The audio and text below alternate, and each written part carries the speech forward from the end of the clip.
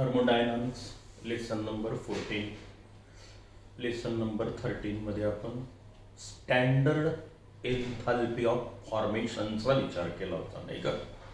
आता फक्त डेफिनेशनच आहे इथे. स्टँडर्ड एन्थाल्पी ऑफ फॉर्मेशन म्हणजे काय म्हटलं होतं आपण?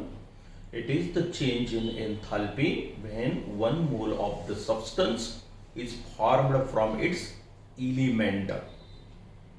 मूलद्रव्यापासून 1 मोल पदार्थ तयार होतो at constant temperature and pressure, called as enthalpy of standard enthalpy of formation. आणि स्टँडर्ड शब्द आला तर 25 डिग्री सेंटीग्रेड टेम्परेचर आणि 1 ॲटमॉस्फेरिक प्रेशर हे असं राहिलंच. आता पुढची डेफिनेशन आहे एक standard enthalpy of combustion. Standard enthalpy of combustion. Combustion म्हणजे काय? तर पदार्थाचं ऑक्सिजन सोबत होणारी रिॲक्शन, ते बर्निंग प्रोसेस असो, कॉम्बिनेशन असो, त्याला कंबशन म्हटलं जातं.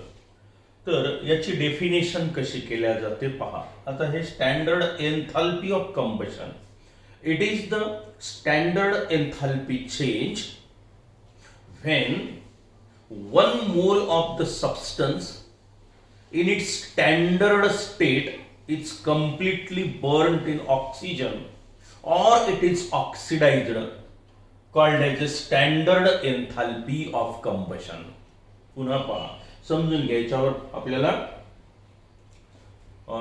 प्रॉब्लेम पण असतात. प्रॉब्लेम मध्ये याचं काम पडणार आहे आपल्याला. Standard enthalpy of combustion denoted by delta H हा 0 म्हणजे स्टँडर्ड, आणि कंबशन साठी आपण सी लिहितो इथे सफिक्स.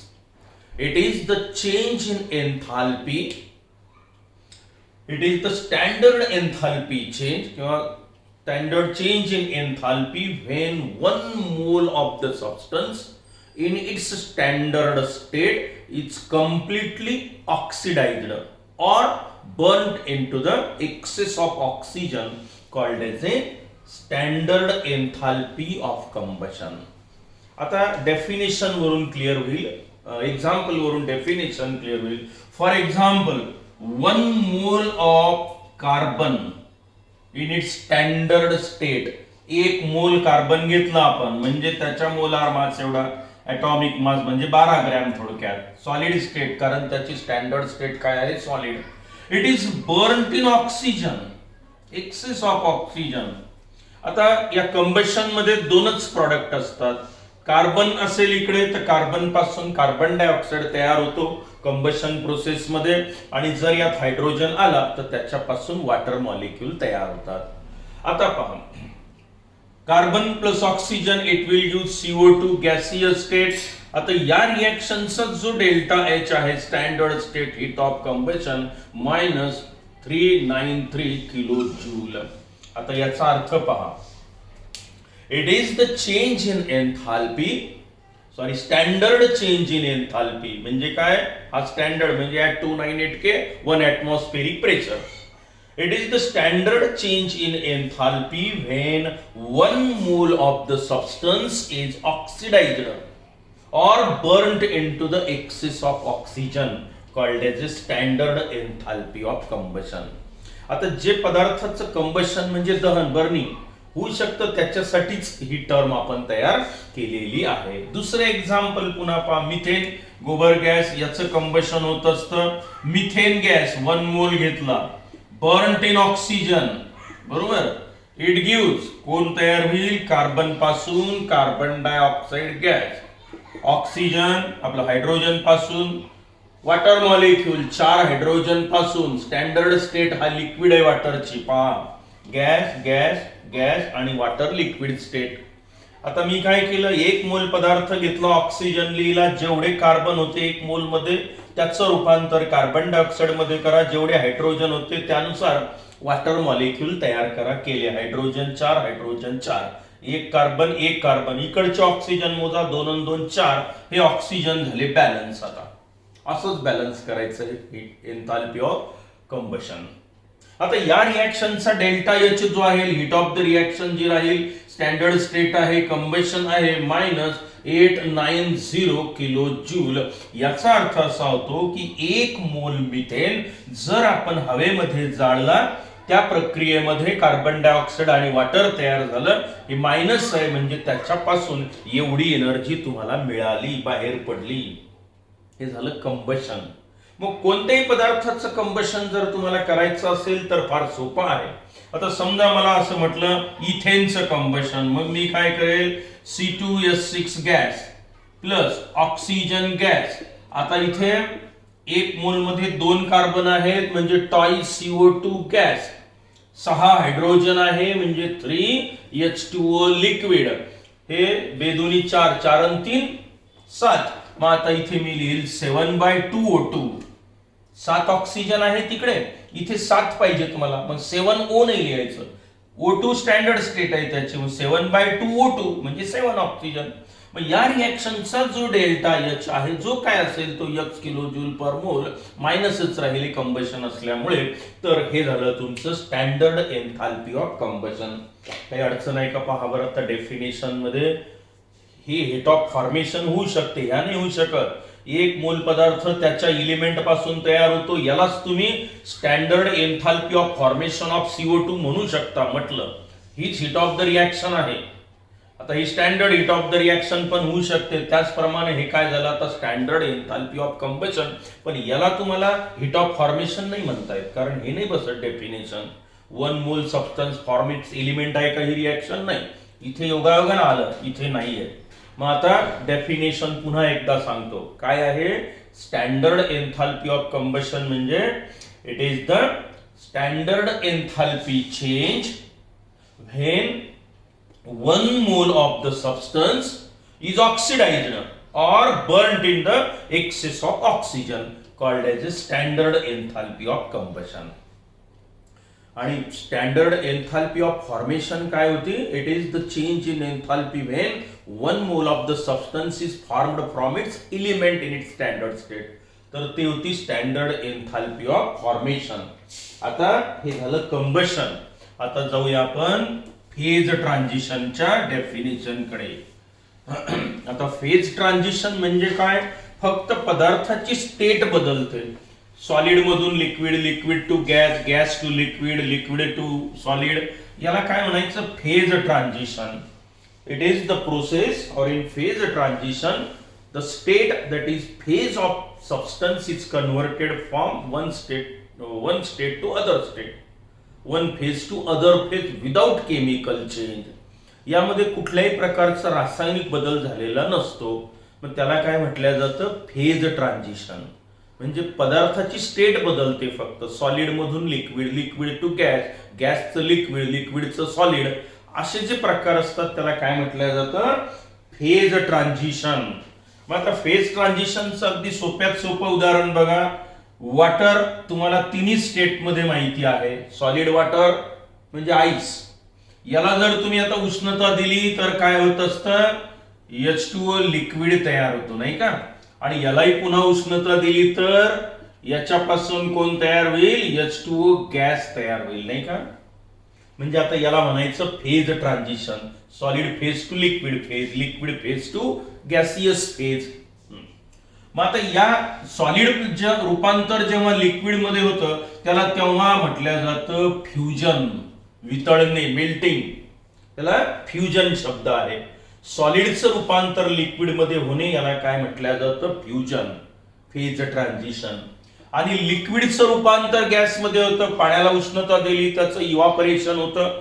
मग लिक्विडचं रूपांतर गॅसियस स्टेट मध्ये होतं. याला म्हटलं जातं व्हेपरायझेशन.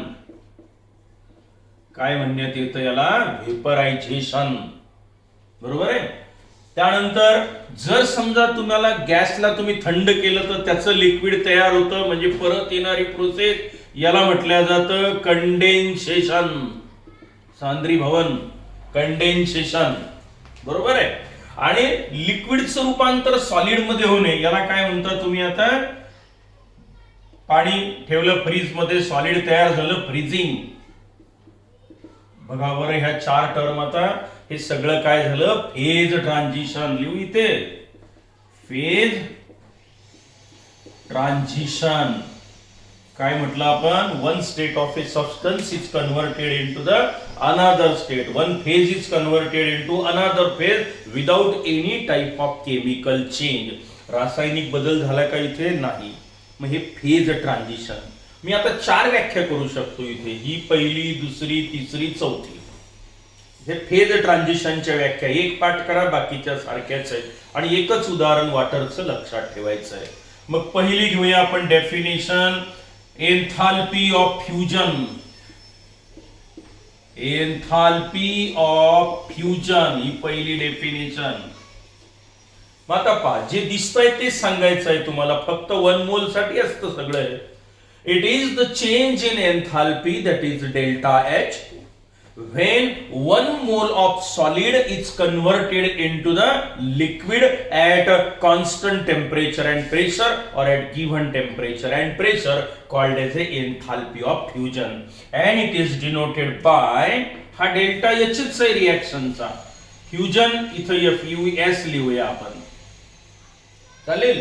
डेल्टा एच पण फ्युजन साठी FUS लिहिलं मी याला.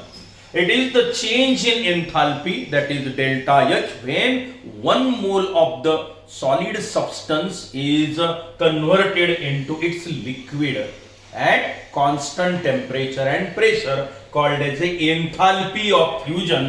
एकच उदाहरण लक्षात ठेवायचं आहे. 1 mole of solid ice, solid water, it is converted into the liquid. हे 1 मोल. पाण्याला उष्णता द्या, बर्फाला उष्णता जर तुम्ही दिली तर त्याचं रूपांतर ते वितळेल, म्हणजे काय होईल, लिक्विड स्टेट मध्ये येईल. मग याला काय म्हणायचं, एन्थाल्पी ऑफ फ्युजन. आता इथे उष्णता द्यावी लागते, इथे आता ही फ्युजन एन्थाल्पी जी आहे हे delta H fusion is equal two plus 6.01 kilo joule. किती एनर्जी द्यावी लागते तुम्हाला, हे 6.01 kilo joule at 0 degree centigrade temperature and 1 atmospheric pressure.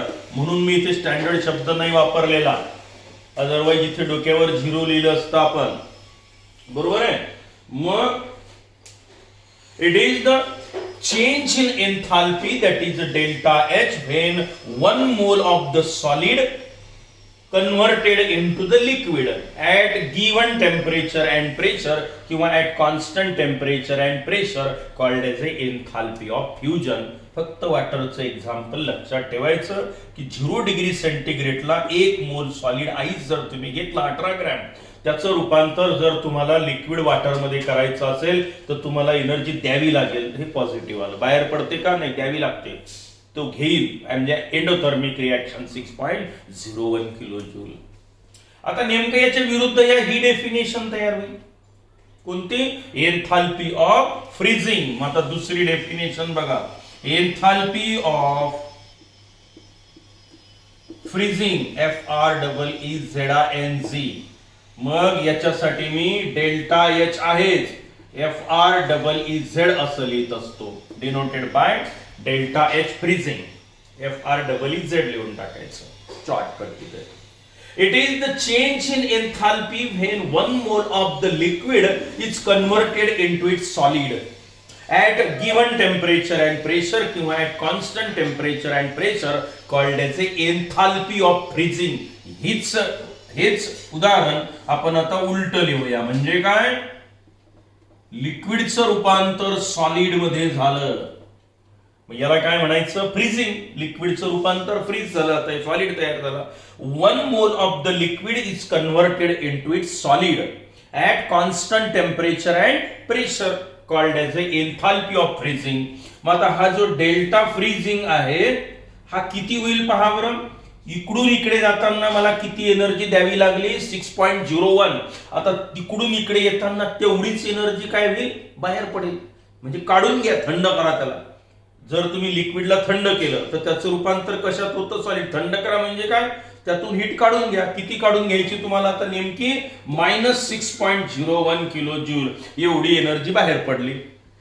म्हणजे आपण थंड करण्यासाठी तेवढी एनर्जी त्यातून काढून घेतली.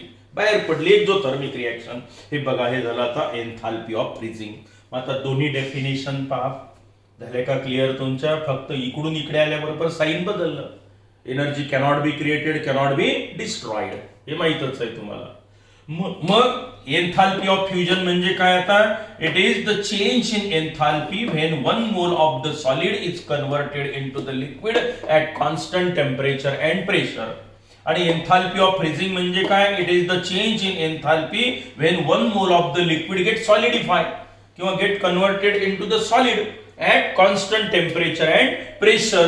हे तेच 0 degree centigrade and at 1 atmospheric pressure, same condition राहतील. तर आता ह्या दोन डेफिनेशन झाल्या. ह्या झाल्या फेज ट्रान्झिशनच्या डेफिनेशन. आता मी इथे जातो, मिटवू हे.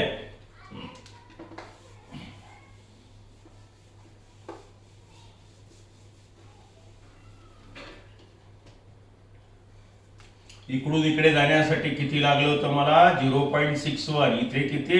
-6.01 किलो जूल. काही अडचण? आत्ताच घेतली आपण व्याख्या.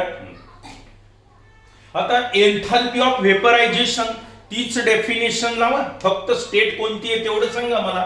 मग आता enthalpy of vaporisation, enthalpy of व्हेपरायझेशन हा डेल्टा एच आहे, इव्हापरेशनचा, व्हेपरायझेशनचा. हे असं लिहिण्यात येतं, डेल्टा एच व्हीएपी लिहून टाका. व्हेपरायझेशन काय व्याख्या होईल तयार आता? It is the change in enthalpy when 1 mole of the liquid vaporises into the gaseous state at constant temperature and pressure.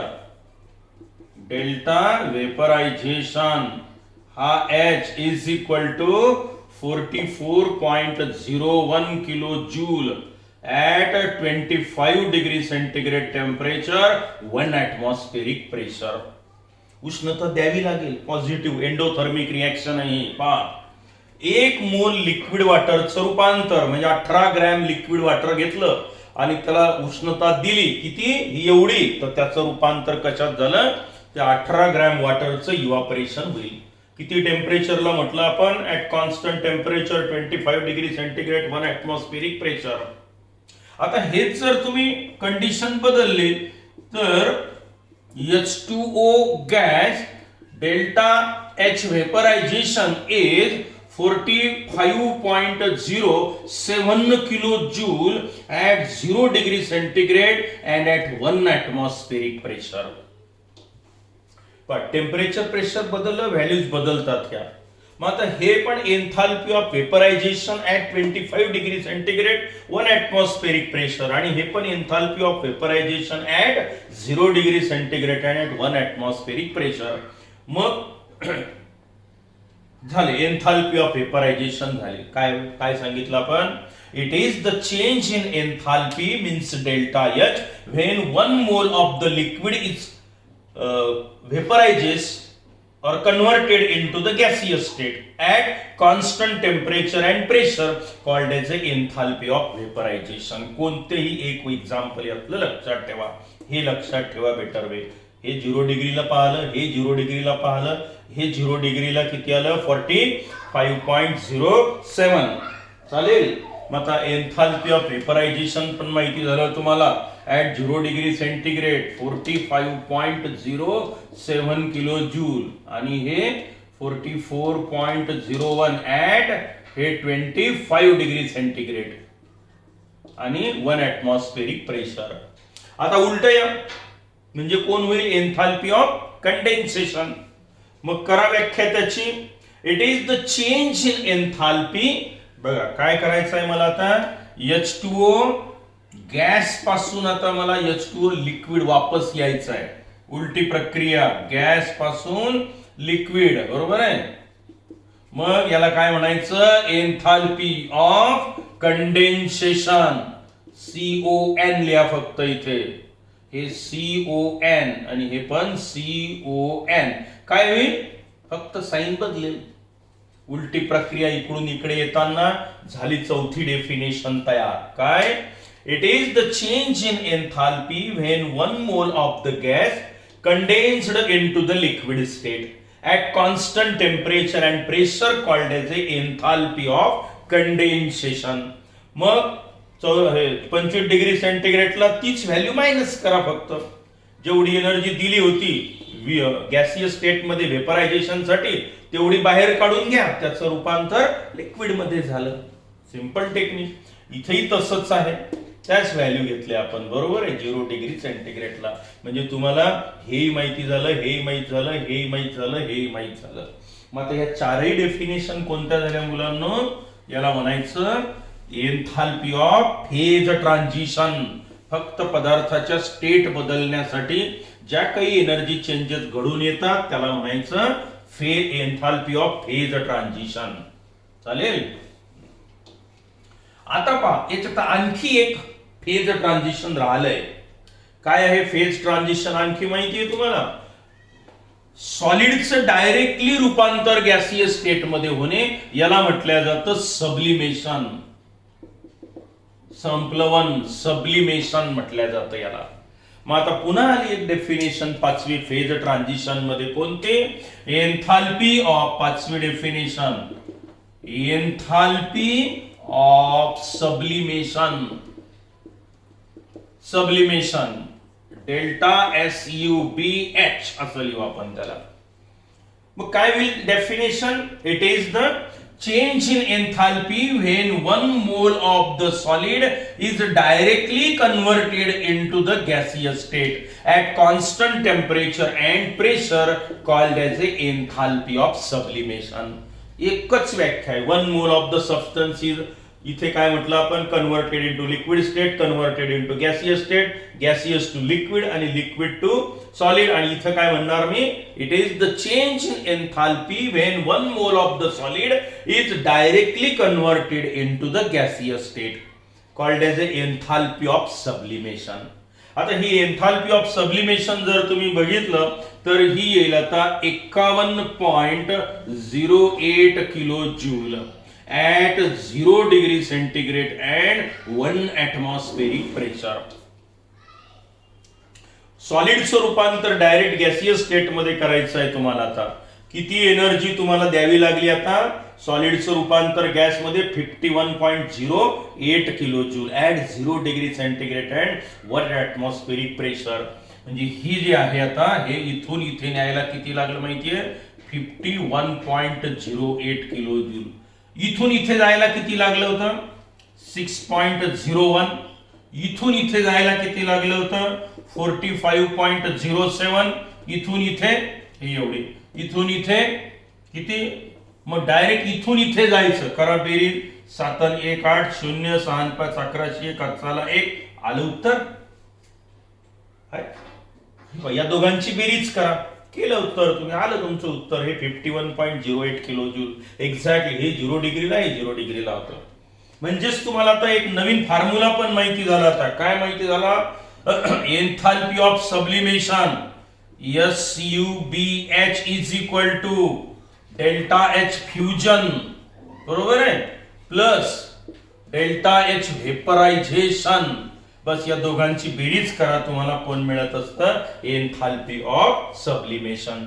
वरच्या एक्झाम्पल मध्येच बघितलं आपण की फ्युजनचं 0.01 होतं. हे किती होतं? 40.07 बरोबर 51.08 किलो जूल पर मोल at 0 degree centigrade and at 1 atmospheric pressure. आता ह्या 5 डेफिनेशन ज्या आहेत त्या कोणत्या झाल्या? फेज ट्रान्झिशनच्या. पहिली घेतली आपण, म्हणजे आता तुम्हाला एन्थाल्पी ऑफ द रिॲक्शन माहिती झालं, बरोबर आहे.